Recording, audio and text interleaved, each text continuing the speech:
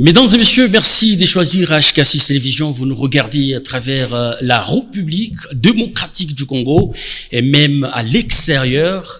L'actualité reste dominée en République démocratique du Congo par la sensibilisation des jeunes dans diverses provinces aux efforts de guerre, effort ou soutien fait pratiquement aux forces armées de la République démocratique du Congo, mais aussi au Wazalendo. Nous avons le plaisir de recevoir pour la première fois sur ces plateaux son Excellence, Monsieur Guilain Nyembo, vice-premier ministre, ministre du Plan et à l'aide du développement, qui est dans la tournée dans plusieurs villes, mais aussi territoires de la province du Haut-Katanga, ex-Katanga, à qui nous disons bonsoir et bienvenue. Bonsoir, monsieur le journaliste. Un grand plaisir de vous recevoir sur ces plateaux de HK6. Merci. Alors, nous vous avons vu dans plusieurs villes de la province du Haut-Katanga, mobilisant les jeunes pour l'amour du pays. Dites-nous, c'est quoi cette motivation spontanée? Cela s'observe également dans le chef des plusieurs membres du gouvernement souminois. Merci, comme je le disais, et je salue vos téléspectateurs. Cet engouement, je crois que c'est tout à fait naturel. Nous sommes les filles et les fils de ce pays et nous ne pouvons pas accepter que un voisin puisse s'introduire dans notre pays, qui utilise des marionnettes en réalité, et venir faire mal à ceux que nous aimons. Venir tuer, massacrer, violer, voler, c'est tout simplement inacceptable. Et donc, pour tout Congolais digne de ce nom, ne peut que se tenir debout. Et pour raison des responsabilités, pour moi, il était tout à fait naturel. J'ai fait la première descente à Kalemi. Et d'ailleurs, quand tout le monde chantait encore qu'après les Sud-Kivu, c'était Kalemi, c'était à ce moment-là que j'étais descendu là-bas pour parler aux jeunes. Voilà, pour leur dire que tout simplement qu'il n'y avait aucune raison de pouvoir accepter ce genre de situation et donc de résister à cette action qui n'est pas acceptable du tout. Alors, ici, vous parlez de quelle action, Excellence? Les jeunes doivent être mobilisés comme un seul homme. Pour quel but? Mais aujourd'hui, nous sommes en train de travailler pour préserver l'intégrité territoriale de notre pays, la sauvegarde de notre nation. Et donc, il est tout à fait normal que nous puissions nous mettre debout, comme je l'ai dit. Donc, le défi, il est celui-là. Comment faire en sorte que nous puissions préserver notre intégrité territoriale, protéger nos populations. Et donc, il faut que toutes les forces vives puissent se mettre debout, et en l'occurrence, les jeunes. Les jeunes qui est notre mine d'or, comme vous le savez, le président de la République ne cesse de le dire. Notre première richesse, c'est la jeunesse. Et nous ne voulons pas que ces jeunes soient manipulés, nous ne voulons pas que ces jeunes aient peur. Nous voulons que nos jeunes puissent intégrer une mentalité forte, parce que le pays est guetté de toutes sortes, et les dangers peut sortir de tout coin de la République. Aujourd'hui, c'est les minerais. Je l'ai dit tantôt, là où j'ai eu les meetings avec les autres jeunes. Aujourd'hui, c'est les minerais. Demain, ça sera peut-être l'eau douce que nous avons en abondance. Et après, peut-être les blocs pétroliers. Et pourquoi pas la question de l'environnement avec le poumon que nous avons. Il y en a qui viendront peut-être chercher à couper encore une partie. Et que nous devons aujourd'hui, refuser aujourd'hui. L'avenir, c'est pour la jeunesse, c'est pour notre jeunesse, mais il faut que la jeunesse soit debout aujourd'hui. Les futurs se conjuguent au présent. Donc, il faut que ces jeunes soient mobilisés aujourd'hui, soient interpellés aujourd'hui et qu'ils soient conscients que cette lutte, c'est une lutte libératrice. Et comme je l'ai dit aussi, 30 ans, je crois que c'est un chiffre bien rond.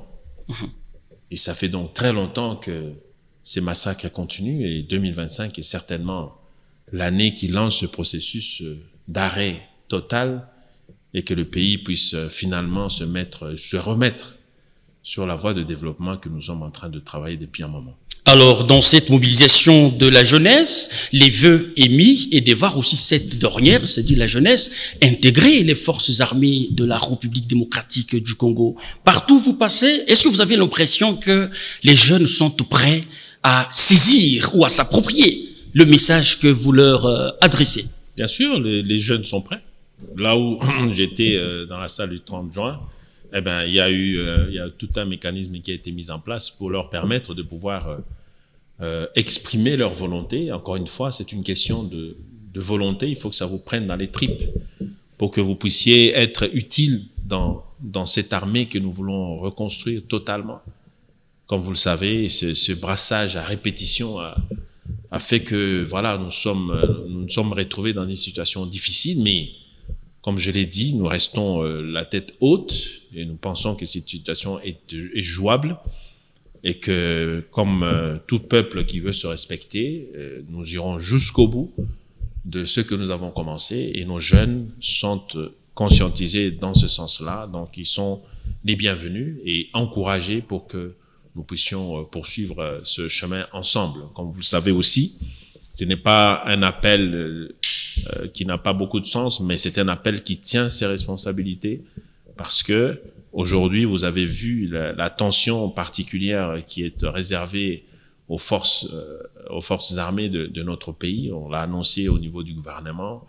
Le regard sur les soldats, mais leurs familles aussi, parce qu'il faut prendre soin des familles de ceux qui se retrouvent au front pour qu'ils ne puissent pas s'inquiéter. Donc tout ça, c'est un processus qui rentre d'ailleurs dans le cadre de ce qui a déjà été voté l'année dernière, la loi de programmation militaire que nous devons appliquer pour que le pays puisse se remettre dans ses bonnes formes et qu'une fois pour toutes, les voisins qui ont un mauvais regard par rapport à la RDC puissent arrêter ce regard et que nous puissions travailler en collaboration, en coopération et que le peuple de notre région puisse être bénéficiaire des efforts des pays que nous sommes ensemble en tant que frères africains. Est-ce que de nos jours, on peut dire que les traitements de ceux qui sont au front a connu déjà, de manière pragmatique, une amélioration?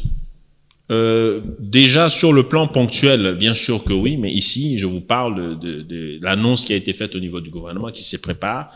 Normalement, le prochain paye va avoir cet impact-là déjà. Que ça soit au niveau de tous les militaires, mais aussi de manière particulière ceux qui se retrouvent au front avec une prime particulière. Oui, ça a été annoncé par le président de la République et le gouvernement. Alors, vous êtes membre du gouvernement. Ça vous fait quoi aujourd'hui de voir de grandes puissances sanctionner de manière pratiquement permanente les Rwandais agresseurs de la RDC? Écoutez, avec toute franchise, je peux vous dire évidemment que je salue les efforts qui sont déployés par nos partenaires, même si vous devez reconnaître que ça arrive tard, un peu tard. Mais comme on dit, mieux vaut tard que jamais. Donc, nous devons prendre ça avec beaucoup de soin. Et nous disons merci, mais il faut aller encore plus loin, plus fort, avant qu'il ne soit trop tard, qu'il y ait des dégâts plus importants. Parce qu'aujourd'hui, fallait pas attendre le carnage de Goma. Il y a déjà Bunagana, il y a des coins qui ont eu des soucis avant. Donc je pense qu'il faut suffisamment mettre de la pression sur ces criminels parce que c'est inacceptable dans le siècle d'aujourd'hui que les gens puissent encore se permettre d'aller les chercher les pouvoirs avec le sang dans les mains. Nous avons dans ce pays des exemples des gens qui se sont battus avec des mains nues pour arriver aujourd'hui au pouvoir. Le pouvoir aujourd'hui qui est en place, vous connaissez d'où ça vient. Et l'homme ou les hommes qui se sont mis debout à cette époque de l'IDPS, ce sont des gens qui se sont battus avec leurs mains, avec leur force, avec leur conviction que le pays devait aller autrement. Mais on ne peut pas accepter qu'il y ait des gens qui ont été avec nous à Kinshasa ou ailleurs dans la République, qui ont eu l'opportunité de pouvoir proposer leur projet à la population et qui ont laissé cette opportunité-là pour aller chercher les armes une année après. C'est tout justement quelque chose que nous ne pouvons pas accepter, d'autant plus que vous devez vous souvenir, et ici je parle aux Katangais spécialement, ils ne peuvent pas oublier ce qui s'est passé. Les Katangais ont perdu quelqu'un de grande valeur ici. Vous parlez de qui déjà? Ben, je parle de Mzee. Vous devez le savoir. Avec sa bonne foi, avec tout ce qu'il avait mis, et vous avez entendu ses derniers mots, ne trahissez jamais le Congo. Parce qu'il a compris à la fin que ces gens n'étaient venus que pour piller, et ils voulaient l'utiliser. Aujourd'hui, nous ne pouvons pas accepter que quelqu'un d'autre vienne nous faire rêver. C'est pas ici au Katanga qu'on doit accueillir ces genres de messages. Parce que c'est faux. Parce que la marionnette qu'on met devant, on sait très bien qu'on va finir avec lui. Dès peut-être la fin de cette histoire. Et comment peut-on nous faire confiance à des gens qu'on sait déjà d'avance que l'histoire est éloquente à ce sujet. Donc on ne peut pas. Autre chose, c'est des gens qu'on connaît. Avec quelle moralité en termes de gouvernance? Il n'y a pas de leçon à recevoir. Donc tout ça, vous mettez dans une assiette, vous vous rendez compte que c'est une mauvaise démarche. Nous recommandons à tous ceux qui pensent pouvoir apporter mieux dans ce pays, qui puissent se préparer parce qu'il y aura des élections en 2028. Et l'ordre constitutionnel que nous avons voulu dans ce pays, le processus démocratique que nous avons voulu dans ce pays doit demeurer. Il faut que cette législature aille jusqu'au bout.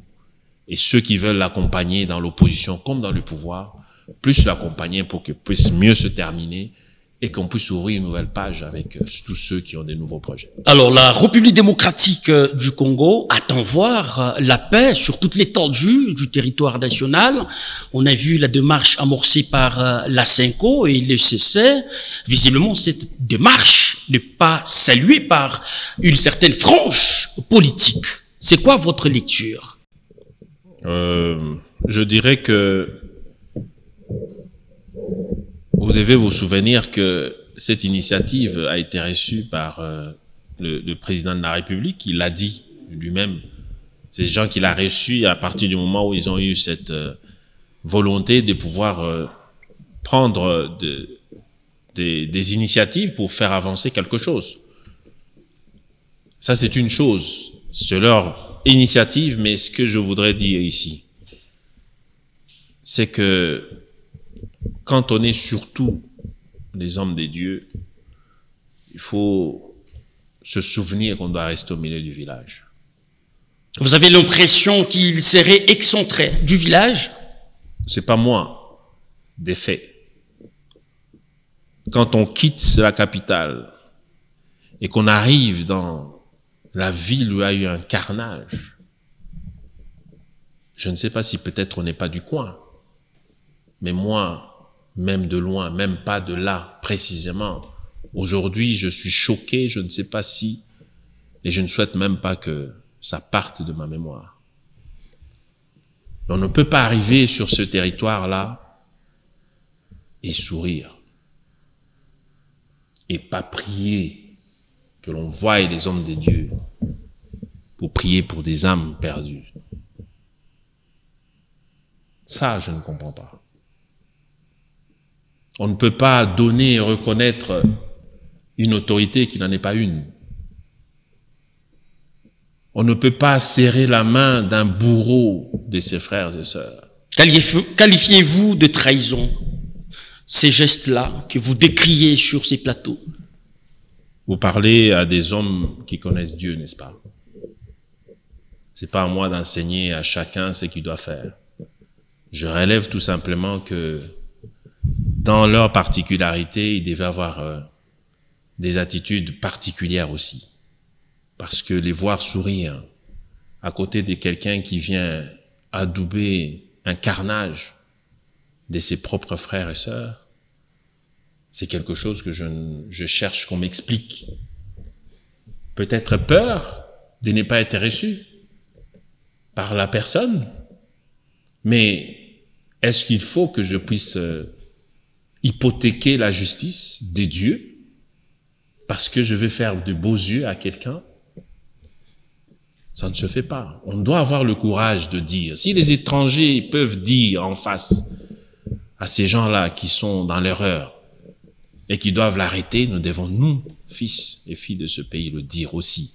Et donc, je considère que, en plus de ça, voilà là où j'arrive avec la question de milieu du village. Autant ils l'ont fait dans cet espace-là, autant il aurait bien fait aussi dans leur regard vers le pouvoir à Kinshasa. Mais le retour pour Kinshasa, c'était de dire, les swahilophones, faites attention. Pour dire quoi? Cette histoire fait également politique au sein de la société. Pour quel message? Pour aider qui? Dans une situation aussi difficile déjà. Ce genre de message, c'est pour aider quoi? Pour aider qui? Et donc, je réponds, les swahilophones, j'en suis un. Nous sommes en sécurité avec nos frères et sœurs. Et nous n'avons pas besoin. Il n'y a aucune attaque ciblée. La preuve, c'est que ça serait plus facile que ceux qui font ce genre de déclarations puissent aller au ministère de l'Intérieur pour aller donner l'information. C'est comme ça que ça fonctionne. On ne peut pas se livrer dans les médias et créer des incompréhensions et les risques que les gens puissent déjà s'affronter. On a déjà un ennemi qui nous est rentré dedans. Et vous voulez encore qu'entre frères, que nous puissions faire quoi?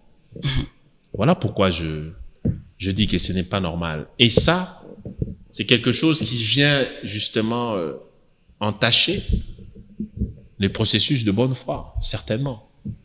Mais il ne faut pas oublier que aujourd'hui, il y a des processus qui sont en marche. Il y a les processus de Luanda, il y a les processus de Nairobi, que vous avez entendu qu'on voudrait à ce que ça puisse se rejoindre. Mais s'il y a des bonnes intentions, s'il y a des initiatives, il faut le mettre au service de ce qui est accepté déjà par toute la communauté internationale et surtout africaine. Est-ce que vous pensez que le dialogue serait à l'ordre du jour aujourd'hui? Ça dépend. Quand on parle de dialogue, on veut dire quoi? Le président de la République a répondu. De dialogue avec qui? Il a répondu. J'emprunte ces mots. Il a dit qu'il ne voudrait pas discuter avec des pantins, avec des gens qui n'ont aucune décision. Il veut avoir en face de lui des personnes qui assument et qui lui disent c'est quoi le problème à régler. Voilà les vrais problèmes. Et ça, c'est les processus de Luanda. On ne peut pas fuir le processus de Luanda, vous l'avez vu. Le président rwandais, il a fui Kagame. Il a fui Luanda pour jeter la balle dans le processus de Nairobi, carrément. Parce que le fait qu'il ait refusé, il a bloqué le fait que les autres puissent accepter d'aller dans le processus où ils sont concernés. Parce que ce sont des rebelles. Donc on ne peut pas nous faire avaler quelque chose où nous savons tout simplement, et le monde entier aujourd'hui le sait, le dit, c'est pas la RDC qui le dit. Ce sont des experts des Nations Unies qui regroupent tous les pays de ce monde qui veulent la paix dans ce monde. Donc, on ne peut pas dire que la RDC ne veut pas dialoguer. Ça, c'est faire un mauvais procès au président de la République et à la RDC. C'est que nous n'acceptons pas. C'est de la manipulation, tout simplement. Voilà pourquoi nous voulons que le Congolais puisse parler, puisse dire que ce n'est pas vrai.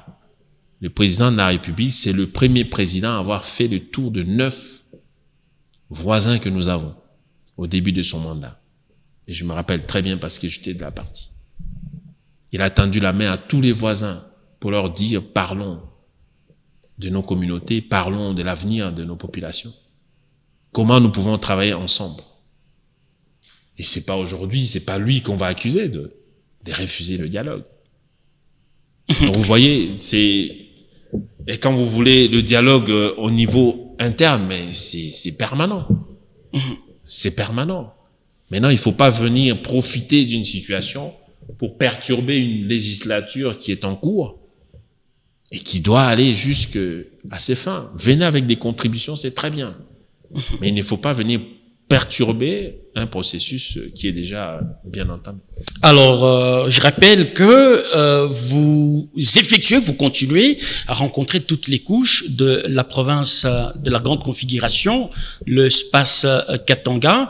Est-ce qu'aujourd'hui, on peut dire que le fils et fils de l'espace Katanga, on rappelle en même temps que vous êtes notable, l'un des grands notables katangais, est-ce qu'aujourd'hui, on peut dire que le fils et fils du Katanga, dans sa globalité, ont une référence auprès de qui s'abriter quand il s'agit d'une orientation? Écoutez, chacun pour ce qu'il représente doit s'assumer. Donc, pour ce qui me concerne, bien entendu que des avis, je les donne comme maintenant.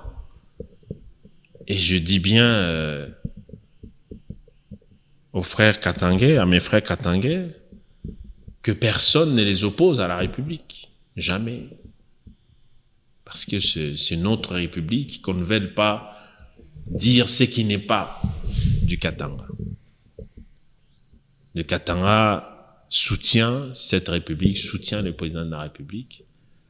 Et comme, encore une fois, dans la démocratie, chacun a ses choix. Tout le monde ne voudrait certainement pas une même personne, mais c'est la démocratie. Mais dans des situations comme celle d'aujourd'hui, nous n'avons pas de personnes à regarder. Nous avons une nation à sauver.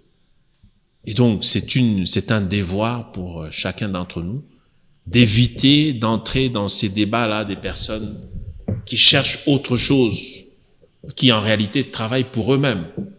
On ne peut pas venir vous opposer à votre propre République, soi-disant Tukate Katang. Pour aller où? Ça, c'était l'histoire passée, ça. Les grands Katanga, c'est une grande réserve et c'est un poumon de la République. Quand on pense qu'on a de la place dans une nation et qu'on veut prendre un leadership, on amène tout le monde et on montre le chemin avec tout le monde. On ne peut pas se couper de la mission qui vous a été donnée. Les enfants d'Israël, vous connaissez, à qui avait été donnée la parole, mais ils ont pensé que c'était réservé pour eux-mêmes, eux seuls.